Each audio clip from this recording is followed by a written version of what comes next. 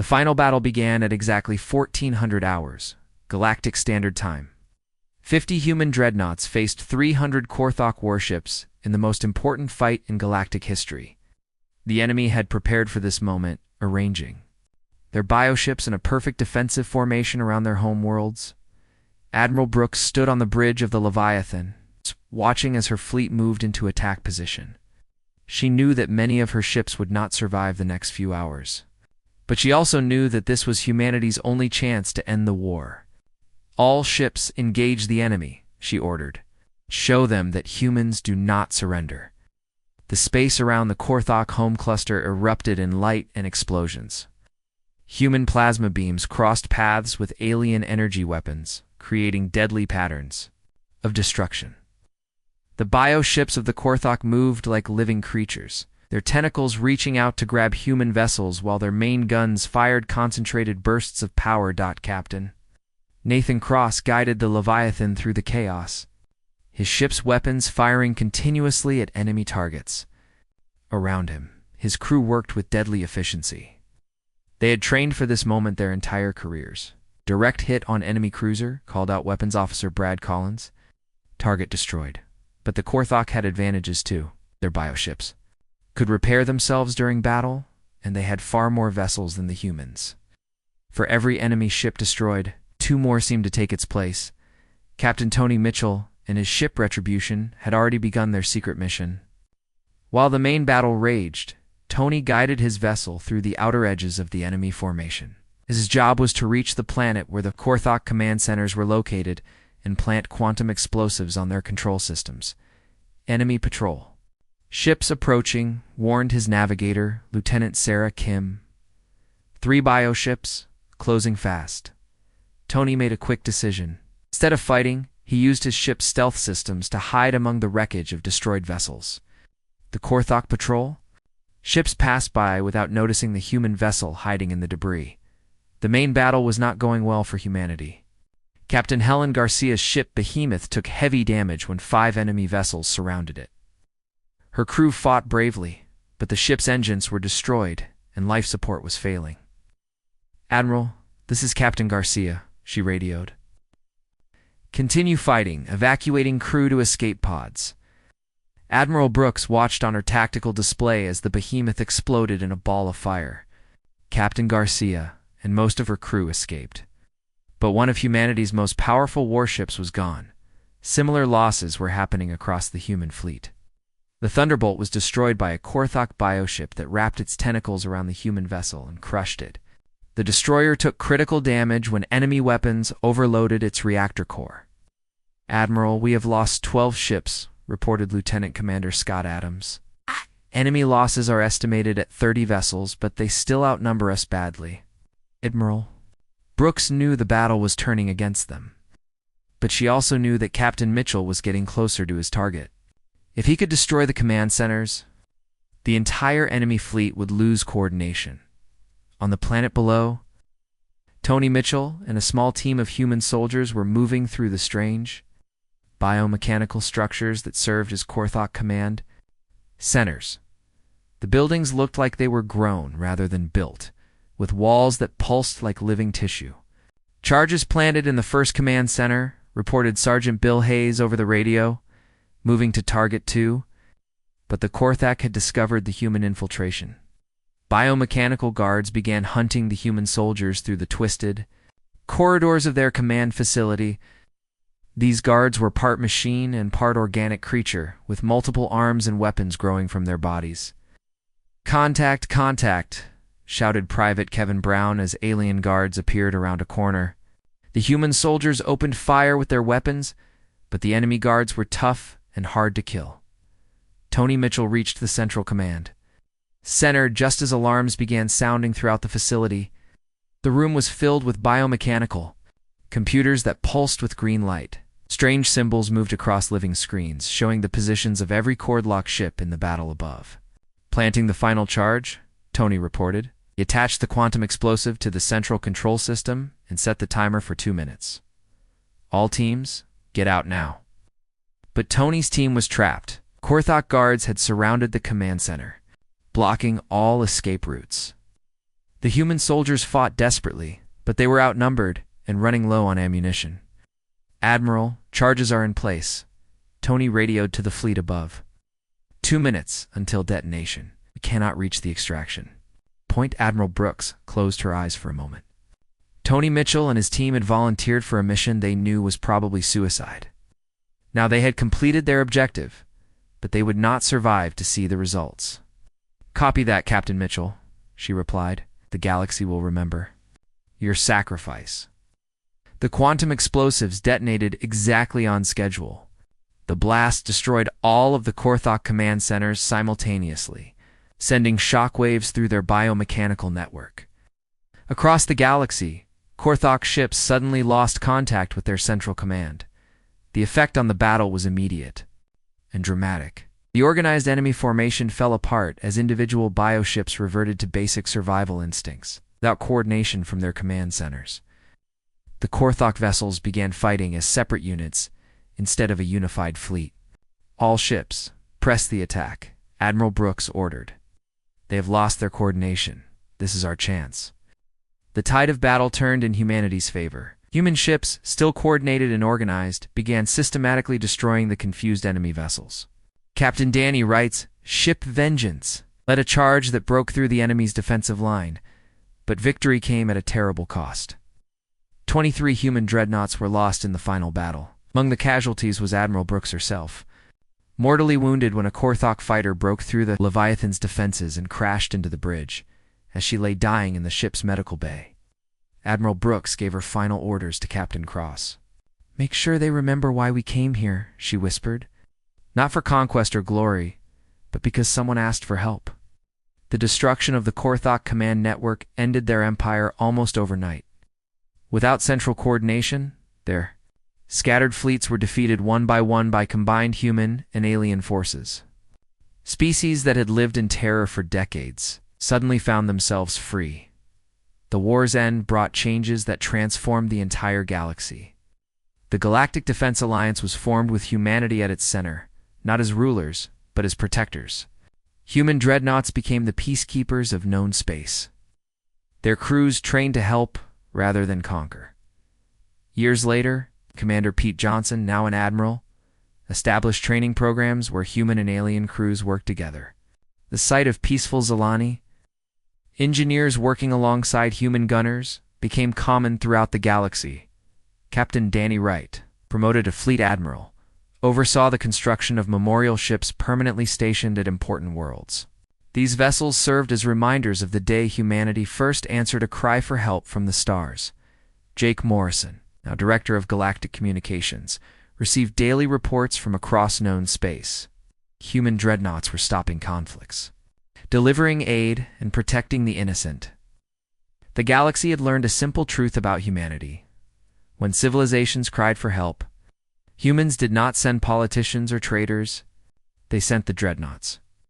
And in those massive ships, crewed by people who valued life above all else, the galaxy had found something it had never known before: protectors, who asked for nothing in return except the chance to help others. Iron Tide had become more than a military force. It had become hope itself, sailing between the stars. The journey through hyperspace felt like traveling inside a nightmare. For 18 days, the 3 human warships moved through a place where normal space did not exist. The stars outside looked twisted and wrong. Many crew members got sick. From the strange effects of hyperspace travel, Captain Nathan Cross stood on the bridge of the Leviathan, watching his crew work at their stations. He had commanded smaller ships before, but never anything like this massive warship. The Leviathan was so big that it took 5 minutes to walk from one end to the other. Dropping out of hyperspace in 30 seconds, called Navigation Officer Amy Thompson. She had been calculating their position for the entire trip. One small mistake could put them light years away from their target captain. Cross gripped the railing as reality crashed back around them. The hyperspace drive shut down with a deep rumble that shook the entire ship. Through the main viewing window, the Kepler system appeared before them. What they saw made everyone on the bridge gasp in horror. 2 more Zalani worlds were now dark and lifeless. During the 18 days it took the humans to travel here, the Korthok had destroyed 2 entire planets. Billions of peaceful aliens were dead. Only one world remained. Zalani Prime, the home planet of the alien civilization, was under attack. Strange ships surrounded it like hungry wolves around wounded prey. These ships did not look like anything humans had ever built. Lieutenant Commander Scott Adams worked at the tactical station, studying the enemy ships through powerful telescopes. What he saw made his stomach turn. "Admiral Brooks, the enemy ships are not normal," he reported. "They look like they are part machine and part living creature. I can see metal parts, but also things that look like skin and tentacles, Admiral." Brooks studied the display screen that showed the alien ships. The Korthok vessels were ugly and frightening. They had sharp edges like knives, but also curved parts that moved like they were breathing. Some ships had long tentacles that reached out and grabbed pieces of the destroyed Zalani cities. "How many enemy ships?" Admiral Brooks asked. "It's 17 Korthok vessels," Scott replied. "They are all focused on attacking the planet. They have not noticed us yet." Jake Morrison sat at his communication station listening to the radio signals. From the planet below, the sounds he heard were heartbreaking. Zalani voices crying for help, calling out the names of lost family members, begging for someone to save their children. "Open a channel to the Korthok fleet," Admiral Brooks ordered. Jake typed commands into his computer. A few seconds later, a cold voice filled the bridge. It spoke perfect English, which was somehow more frightening than if it had sounded alien. "Primitive humans, you interfere with our harvest. Your species is known to us. You are violent and chaotic. Leave this place now, or we will add your ships to our collection." Admiral Brooks walked to the center of the bridge. Every crew member could hear her voice as she replied. "This is Admiral Catherine Brooks of the Human Navy. You are attacking innocent people. You have 30 seconds to stop your attack and leave this system." The response was a sound like metal being scraped against stone. It took Jake a moment to realize the aliens were laughing. 3 small ships against our armada. Your mathematics are incorrect, humans. You have destroyed civilizations that were older and stronger than yours. You'll be easy prey. Admiral Brooks smiled, but it was not a happy smile.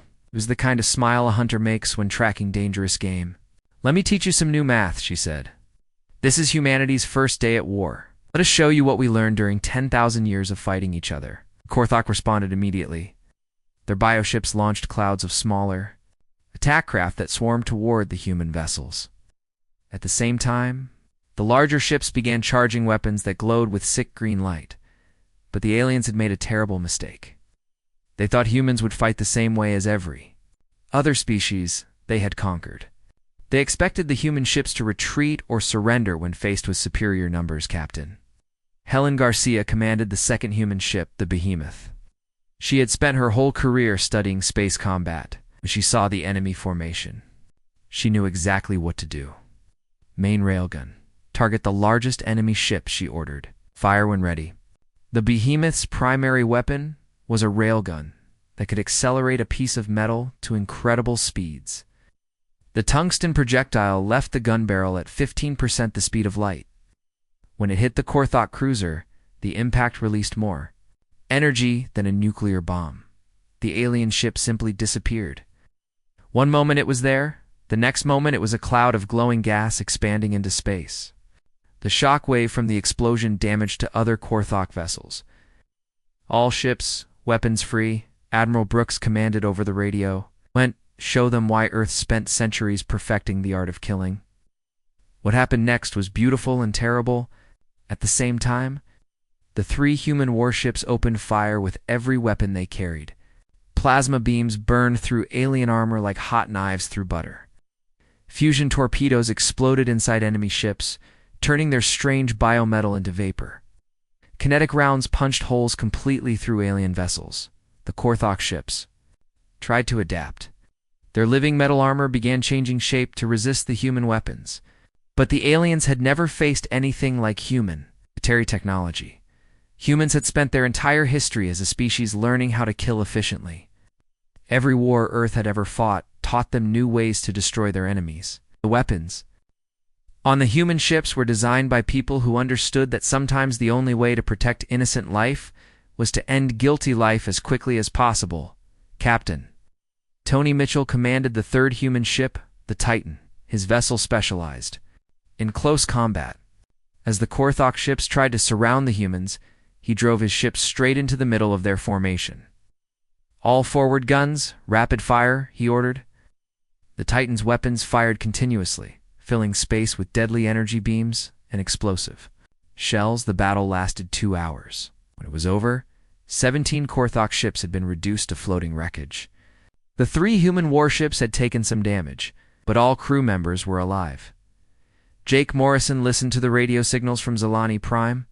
Instead of cries for help, he now heard sounds of celebration. Surviving Zilani were singing in their strange musical language. "Admiral, we are receiving a transmission from the planet," Jake reported. Admiral Brooks nodded. "Put it on the main speaker."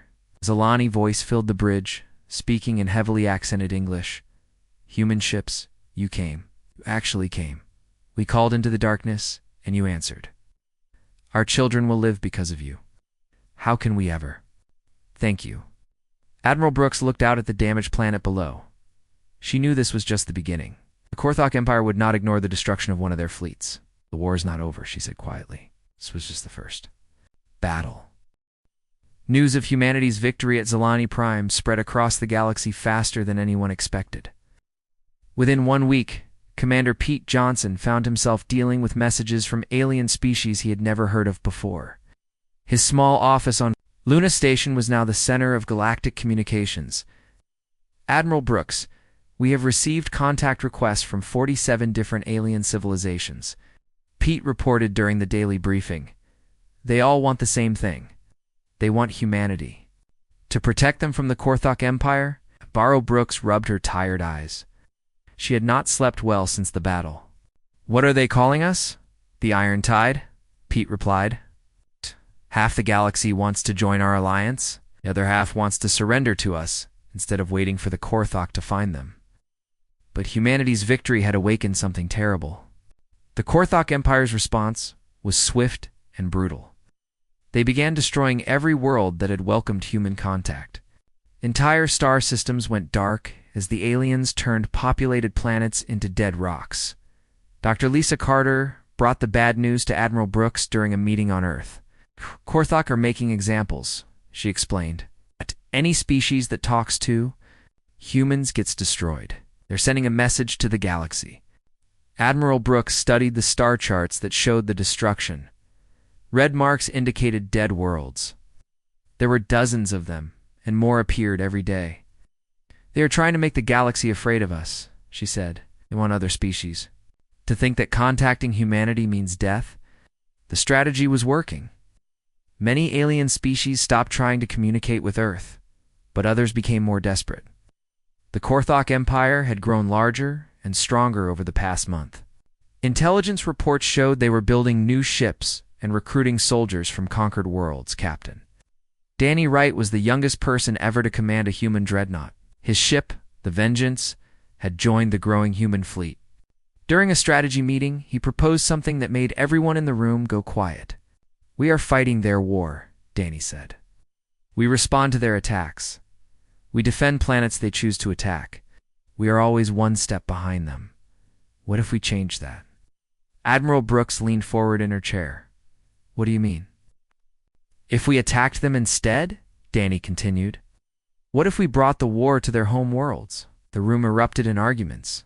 Some officers thought it was too dangerous. Others said humanity did not have enough ships. But Dr. Lisa Carter had been studying captured Korthok technology, and she had discovered something important. "Their bioships are all connected," she explained to the group. "Every Korthok vessel receives orders from central command nodes. We destroy those command centers. Their entire fleet becomes unorganized. They will lose their ability to coordinate attacks."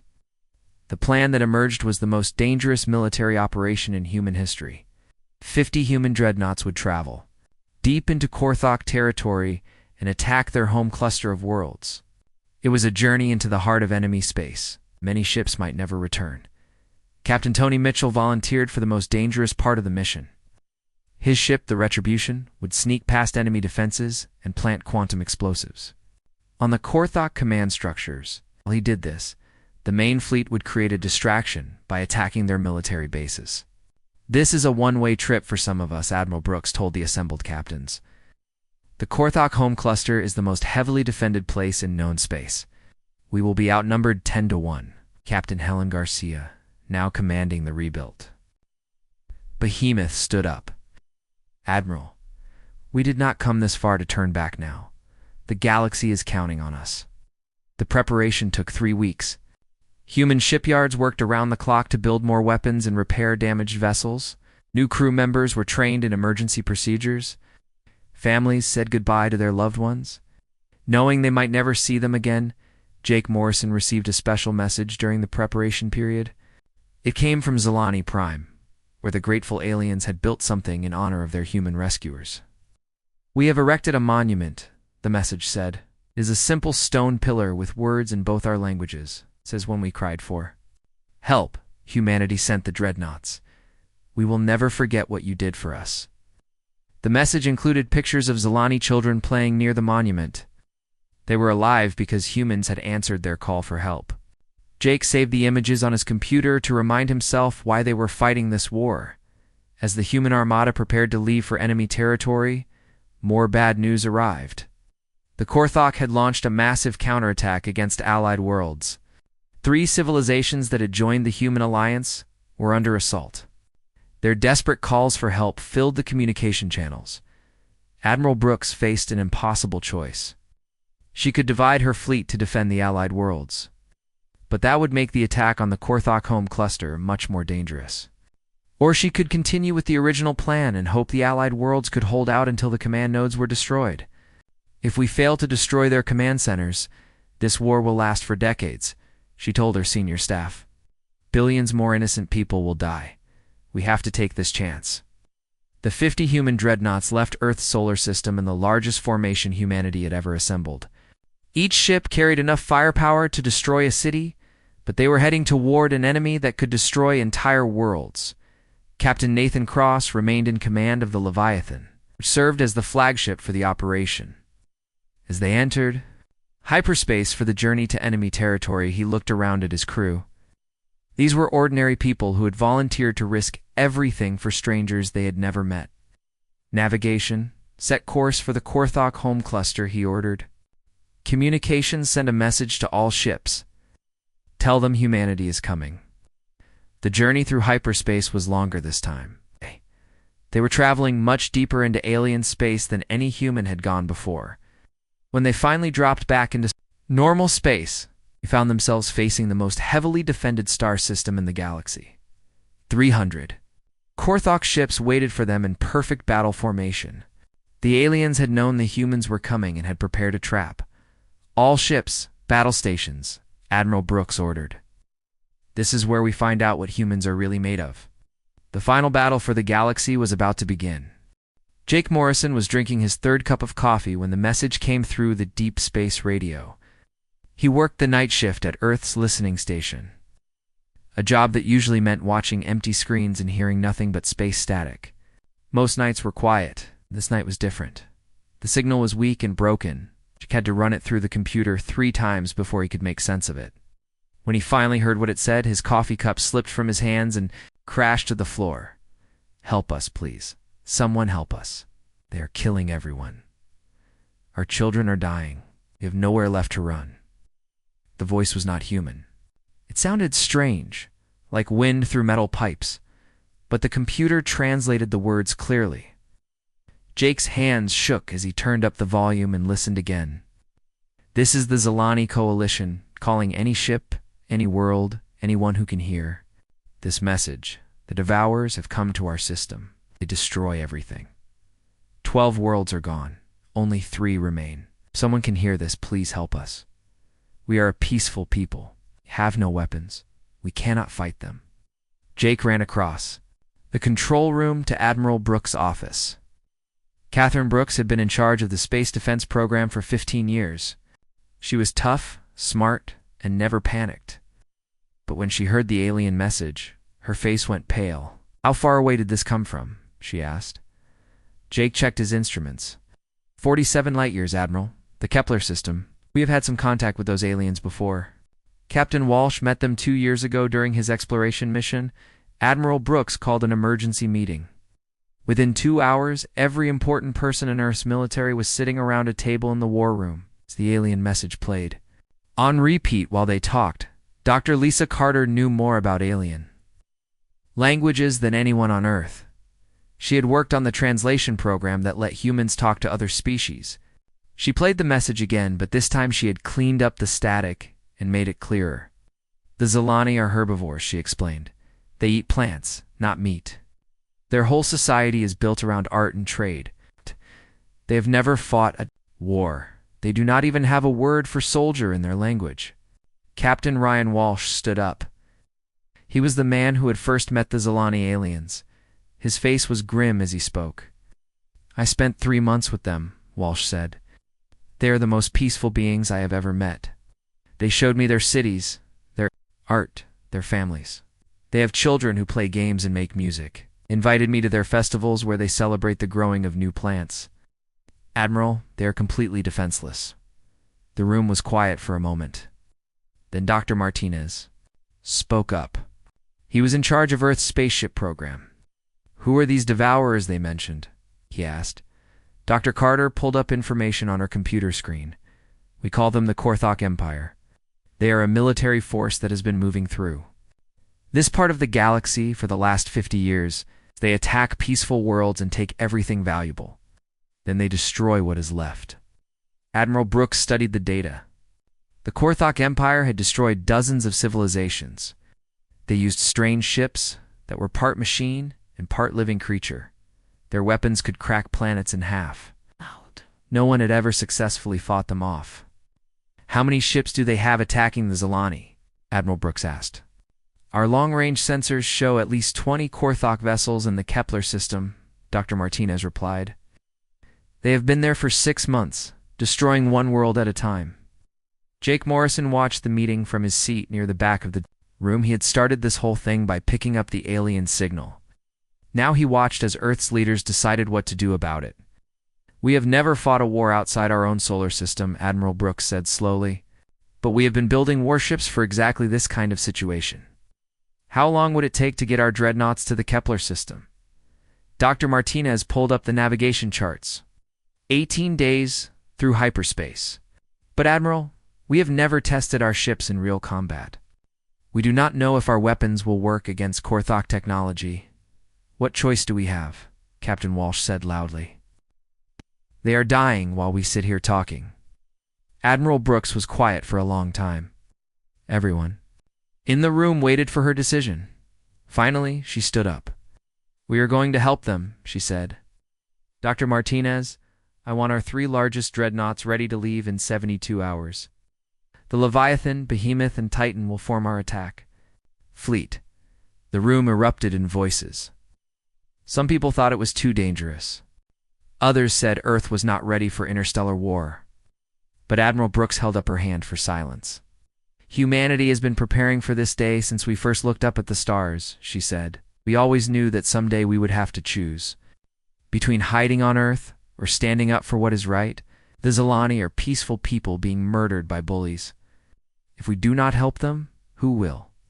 The next 72 hours were the busiest in Earth's history. The giant shipyards in orbit around Earth came alive with activity. Thousands of workers loaded weapons, fuel, and supplies onto the 3 massive warships. Jake Morrison found himself promoted to Fleet Communications Officer.